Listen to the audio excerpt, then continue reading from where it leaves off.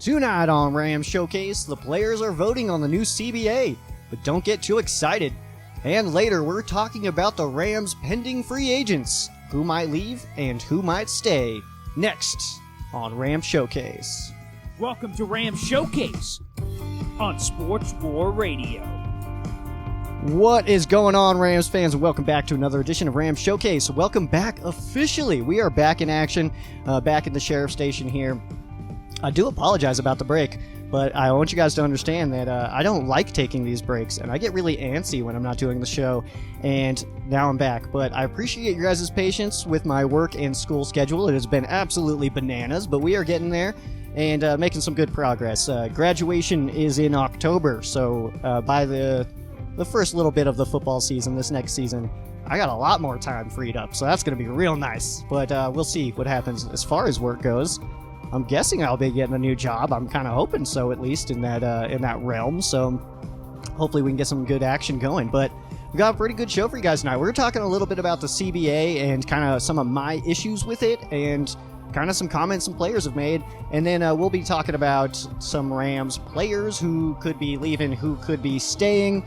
We'll get into all of that. And then, of course, we got a little short Joe Stradamus for you guys. I'm not sure if I'm going to go that long with you guys today. Probably not. I would have to guess that we'll probably go pretty short. But I think first and foremost, though, I think we need to talk about some CBA stuff. I know this is a very hot topic right now, and it's being talked about a lot. And we're seeing some players make some comments, and the players now have until the 12th to vote, March 12th, and to vote on this. They were given 7 days to read the CBA. It's over 400 pages long, and all we need here is over 50% of the players to vote yes, and then we're good to go. Unfortunately, most players are being very open about not liking this. I've actually only seen one player say that they are going to vote yes. Everybody else, of course, we're not hearing from every player who is voting, but everybody else is basically saying that it's game over and they don't want to do it. Actually, Todd Gurley tweeted, "Vote no," with some emojis on there, and Aaron Donald responded and said, "Vote hell no." So I can take that as you guys would want to. Chris Jones, defensive lineman of the Kansas City Chiefs, was on the herd yesterday, and his point was actually the 17-game season. Said that why are they gonna beat themselves up a little bit more when the increase in pay is not that high? And I have not personally read all the way through the CBA. I did download it and watch or read a lot of it. And if you guys are interested in reading it, reach out to the show, reach out to the Twitter page, anything like that, the Facebook page, social media, and I can send you guys the link to download it. Adam Schefter tweeted it. It's very open. They're not really trying to hide anything necessarily, but it is a lot of information to go into. So, but actually going back to Chris Jones and what he said, he mentioned that if they're going to do a 17-game season, that he wants to limit the padded practices in training camp to 5, which is actually at 14 right now. And his point is basically, why is he going to get beat up in practice to play extra games? And he's kind of looking at the longevity of his career, and I don't think it's necessarily even a money thing. I think it really is about the contact and the impact that the games have on their bodies. And I highly recommend looking at Chris Jones's comments on the herd. It was posted in a YouTube video. You can search up the herd and check it out there, because it was actually really interesting. And that was his point, is why get beat up for basically not that much more money. And there's a lot of money factors going into it. Of course, we've kind of seen some of the different aspects of that and different percentages and all that stuff. But of course, only if you guys really want to get into that, then I would recommend looking up the CBA. And again, I'll send you guys the link if you want it. You guys can feel free to message the Rams Showcase Facebook, Twitter, whatever. You can message me personally. My name is Joe Branham, Sheriff JoeBags, if you guys don't know. So make sure you guys do that. If you guys need the social media sites, that is at Rams Showcase on Instagram and Twitter, facebook.com/Rams Showcase, Sheriff JoeBags as well, at Sheriff JoeBags /Sheriff JoeBags. However you need to find me or to find that link is totally fine. My issue with the CBA right now is actually not with the CBA itself. It's actually with the public relations on the NFLPA and on the NFL's side. So the NFL is giving us information. They're saying we're going to convert more money to the players. We want to add a game. We're going to pay them more. We're going to increase benefits, 10-year insurance after you retire. We're going to increase benefits for already retired players. And this is all sounding amazing. The NFLPA is not saying anything. All we're getting from the NFLPA side is that players don't like the CBA. So we're hearing that from the NFL all the positives from the CBA, and then from the players that it's awful. So my problem with that is the fact that the PR is just terrible on the NFLPA side, which is what happened on the last CBA, which is why the players kind of got screwed in the last CBA, with the sliding scale for rookies, the 4-year deal, and then, people are getting underpaid. Aaron Donald was underpaid for a few years. We got quarterbacks who are being underpaid pretty regularly. Running backs who basically teams are now drafting a cheap running back when their contract is up, when they're due for a new deal. Just kind of move on, draft a new one, So the players got screwed, and I think that they might get screwed again because their PR is just terrible. And fans, people like me, people like you, we're looking at what the proposal is and what we're seeing without reading all 400 plus pages of this. And we're not seeing anything that bad, and the players are super against it. So right now, I think the NFLPA needs to be a little bit more open and talk about what the issues are and why they don't like the adding another game and all that. But of course, we all know kind of that the NFL wants 18 games. The players want to stay at 16, so we're going to get 17. That's just the way the negotiations are going to go, in my opinion. Is that it's just going to happen that way, where we see that 17 game season. And Jeff Fisher will probably just go 7-9-1 if you guys are curious, if he's ever a head coach again. But that's kind of the CBA. And again, if you guys want more information on the CBA, if I can help out with that at all, I'll at least send you guys the link so you can look through it yourself. And I do plan on reading it, but right now I just started a new class this week, so kind of getting my feet wet in that, and we're getting there. But a lot of reading in this class, so that's why I didn't get a chance to actually read the CBA, because there's a lot of reading already for me. So we're getting there, though. We're getting there.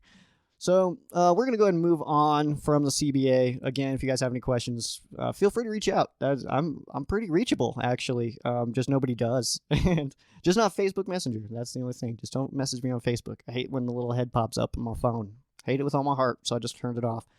Let's see here. Let's go ahead and move on. We're going to talk about some Rams players here. So let's talk about, first of all, there's a lot of people talking about restructures. Jared Goff could restructure, save almost $17 million in 2020 cap. Todd Gurley could restructure. Brandon Cooks could restructure. I would say that Cooks restructuring is the most likely, followed by Todd Gurley and then Jared Goff. We'll kind of see how that all unfolds, but I think that Gurley and Cooks could be the ones to restructure simply because their production level. And Jared Goff actually near the end of the year was playing really well and definitely had some strong games. Of course, he did have some not so strong games there mixed in, but I think overall he's a very talented quarterback, and he's got a great deep ball. So keeping that in mind, though, the Rams roster is still basically set. So if you look at all the skill positions, wide receiver, running back, quarterback, cornerback, safety, linebackers, all of that, the Rams are basically set. Don't really need anybody in those positions. You look at the retirement of Eric Weddle, Taylor Rapp's coming in. Clay Matthews is still under contract, but we still have some players there. Dante Fowler is already said to be a priority, or like that the Rams want to bring him back, obviously. Same with Corey Littleton at the linebacker spot, the inside linebacker spot. But other than that, you look at wide receiver, running back, and quarterback. Those are all set. Could use some pieces on the offensive line. Whitworth is expected to be back. But then, really, you look at defensive line and offensive line. There's a couple of spots there. Michael Brockers, his spot looks to be opening up for somebody else, but his replacement may be on the roster already. So the reason that I mentioned any of that is because the Rams may not need that much money to open up. I know that everybody's kind of freaking out about the cap right now. Everybody's a little bit worried, I guess, about how much money the Rams have and being able to bring in new talent. But really, I mean, you look at one or two offensive linemen in free agency, maybe a defensive lineman in free agency, maybe a linebacker in free agency. But I think the Rams can cover that, even with the cap space that they're at right now. So Corey Littleton is a priority to return. Witt is expected back. There is no word on those negotiations yet. There's no word on Fowler yet. But we are hearing that Michael Brockers, reported by Lindsey Theory, is expected to test the open market. Clay Matthews still under contract. Trade or release before June 1st is a $2 million in dead cap, but after that is zero. But of course, he would have made that money. And then the Rams do have some RFAs to restricted free agents to make decisions on. And to go over those for you guys real fast, there's only 3. Wide receiver JoJo Natson probably won't get a super high round tender, but maybe like a 2 or a 3, maybe a possible 4 too, just in case if another team does want to offer him and the Rams don't want to match it, we at least get something out of it, which would be that draft pick.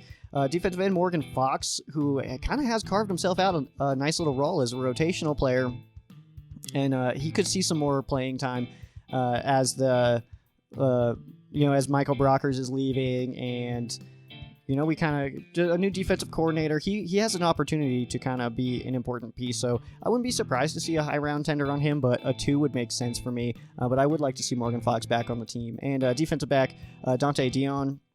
Dion might get a tender offer. He might not, but he's not going to be extremely sought after. So ultimately for Dion, I would say he's going to be a Ram no matter what, whether he receives the tender or not. So that's going to be an interesting one to kind of keep an eye on. But overall, though, the Rams, I mean, these are 3 rotational players at best. I mean, you got JoJo Natson, who has been, the punt returner, kick returner kind of guy, did get an injury there, but it's one of those situations where I like Natson actually as a returner. I think he's got some not as exciting as Tavon Austin, but also a little bit safer, I would say, than Tavon Austin. Not as risky as Tavon Austin, but that's actually what I liked about Tavon was his risk taking and the fact that he would just bounce around all over the place and make some cool things happen. I was a fan, so that's just me, I guess.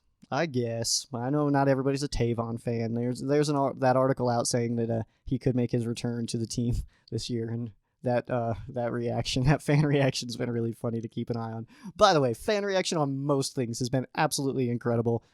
Speaking of fan reaction, I'm going to go ahead, and this is actually not even in my notes, but I do want to talk about this a little bit, which is the uniforms and the logo changes.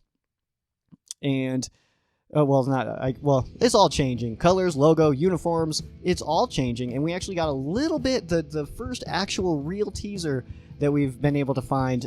It was just released a little bit ago, actually. Prior to recording this, the Rams official social media pages posted a video of a guy just coming in on the Rams studio and just taking off the logo and walking away. So that was a little bit interesting. That tells me that we are getting closer to the unveiling, which is going to be fun. But I just want to point this out right now. If you've been buying any of the leaks, I don't even know what to say to you, okay? None of those are real. None of them are close to real. And if you think that the Rams COO would retweet or tweet photos of the actual logo before the unveiling, then you're first of all, you're new to social media. I don't know if I can help you there, okay? Because that's not going to happen. The thing is, that we do know now is that the uniforms are expected after the draft. We're not expected to get those until after the draft. But before the draft we are expected to see the logo and the color scheme. And of course this has to happen. And not necessarily has to, but it makes a lot of sense to be able to give your rookies your new logo cap, have the new colors, and actually represent the team in a way with a logo and stuff that they're actually going to use. If they showed up with the old logo, the snail logo, on draft day with hats and everything, and then they never even use that logo on the field, then it wouldn't make a lot of sense. So we are going to get that.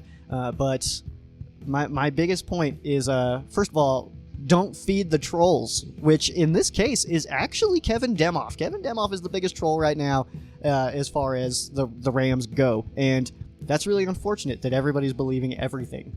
There was one that came out. I share him too, by the way. I share him just to rile up Rams fans, but I'm very open about that.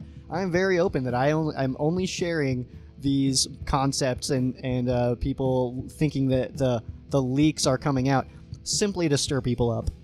That's kind of what I do. So if you guys are gonna bite, then I'm gonna keep feeding it. You know what I mean? So might as well. I guess that's what Kevin Demoff's point is too. So don't feed the trolls. Me and Kevin Demoff, stop feeding us, because the second you guys freak out about these colors and everything, we're just sitting here laughing. I'm just gonna guess that me and Kevin Demoff are in the same boat, and we're just sitting here laughing at everybody who thinks that the Rams COO would actually tweet out the logo before the unveiling. I can't do it, guys. I can't do it. Okay, so we kind of got off track there.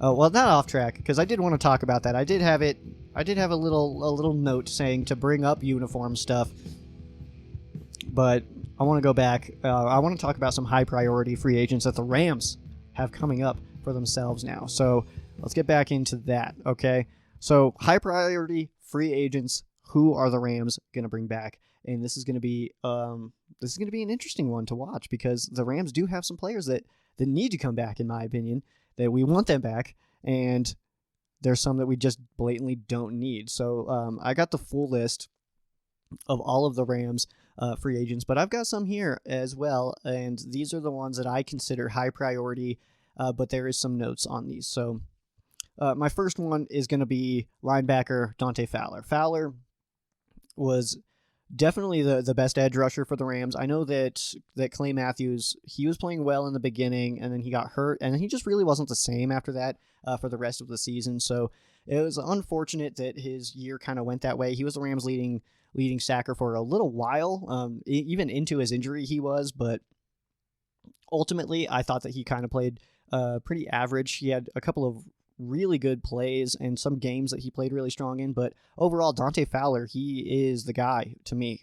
He's the one that the Rams really need to bring back, and $12 million is what he made last year in 2019. I would say that he's probably going to be right around that if the Rams do bring him back. That is of course going to be a big chunk into the salary cap, but again, there are some options there. I had mentioned that the Rams may not need so much extra money, but I do think that Brandon Cooks will restructure. I think that that's something that's on the way, and a restructure is very simple. Basically, what happens is some of the base salary is converted into bonus pay, which in turn kind of translates the cap stuff. There's a bunch of behind the scenes stuff that goes on with this, and I don't fully understand everything as far as the salary cap goes, but I always try to explain it the best way I can. But at the same time, we don't really need to understand that if the Rams convert base pay into bonus, that it kind of disappears from the cap, or at least a portion of that disappears from the cap hit. So that's really the only important part. None of us really need to understand why that happens. It is true though. We did it with Johnny Hekker not that long ago. We've done it a few times, but Brandon Cooks, Anton Gurley, and Jared Goff are all candidates for that. So we'll kind of see what happens. But linebacker Corey Littleton is another one for me that I would really like to see back. I think he's a very important part of this defense, and a very underrated player, one of the best coverage linebackers in the NFL.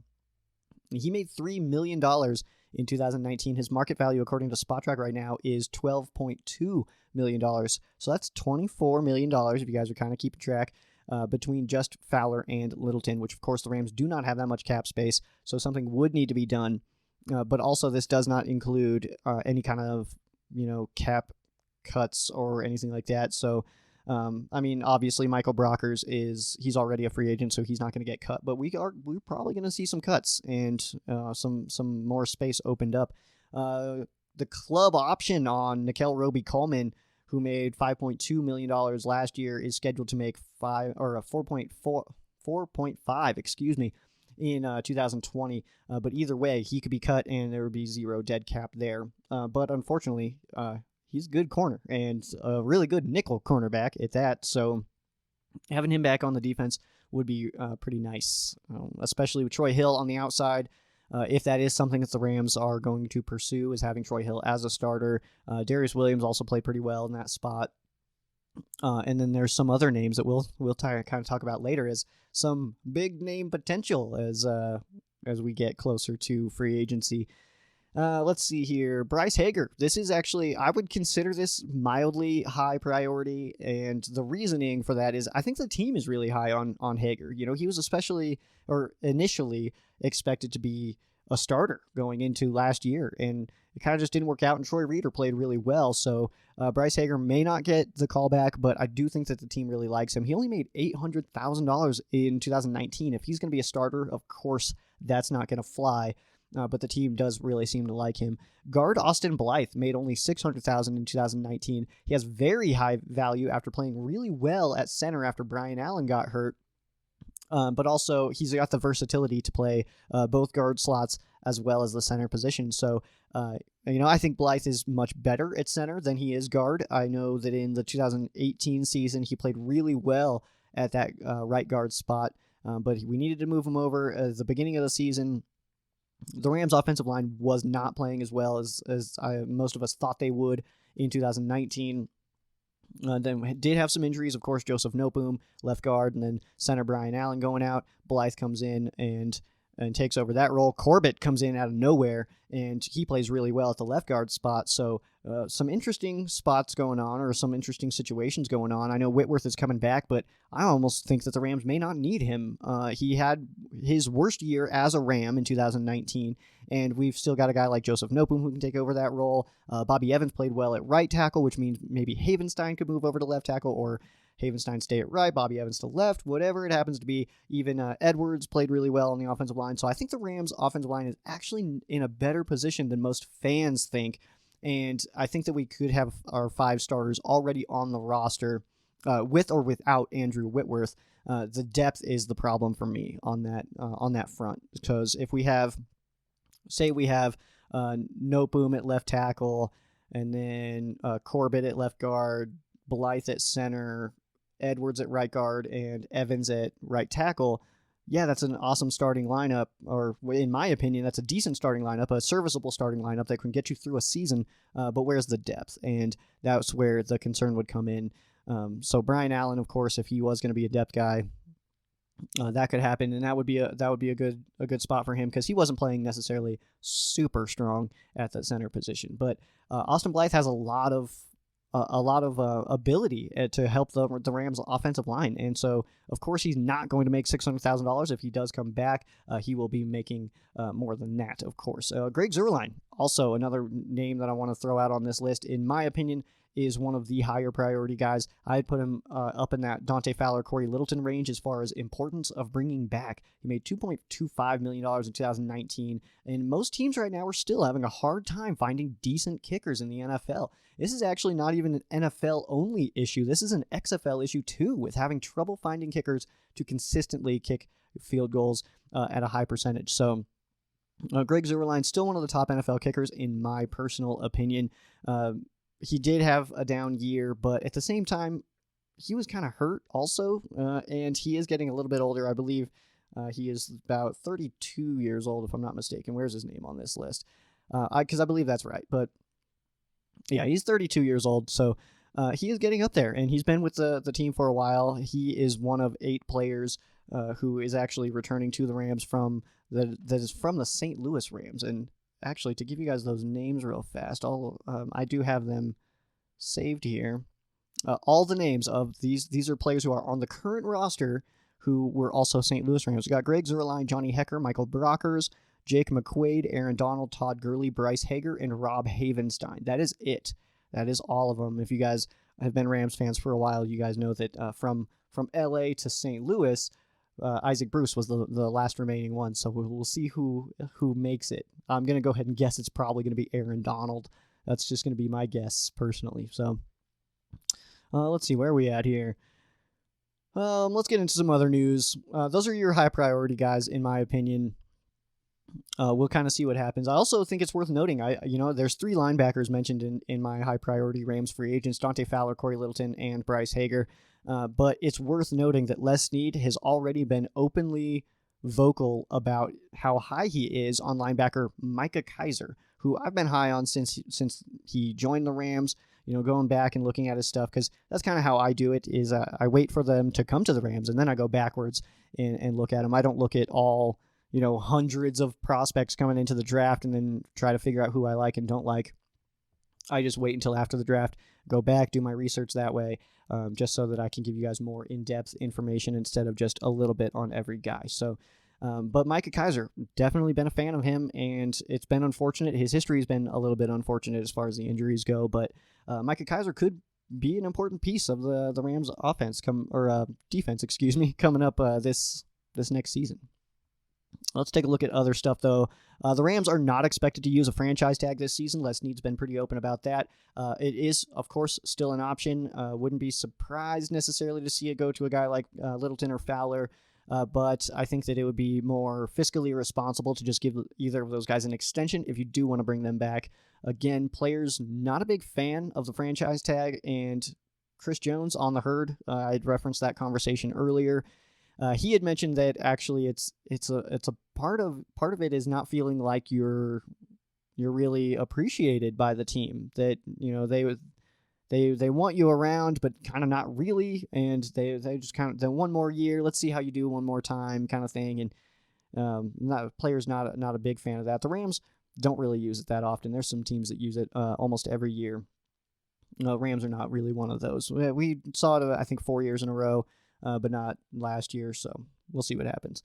The Rams logo and colors are expected to release before the draft. I did talk about this. Uniforms are expected after the draft.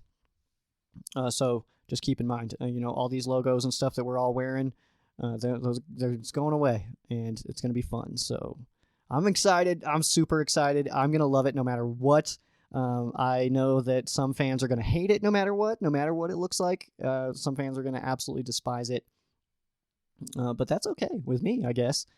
I guess some people just can't be pleased. But for me, I guess this is my mindset with it is no matter what the logo or uniforms look like, to me they're the Rams logo and uniforms and colors. So to me they're perfect no matter what. I mean, I realize that that's a mildly corny thing to say, but I stand by it. All right, I stand by it 100%. All right, let's see here. That was about leaks. I kind of already went into that. Schedule release. So every year the schedule releases a little bit before the draft. Last year was April 17th. So we're looking at next month. Next month. It is. April is next month. It is March now.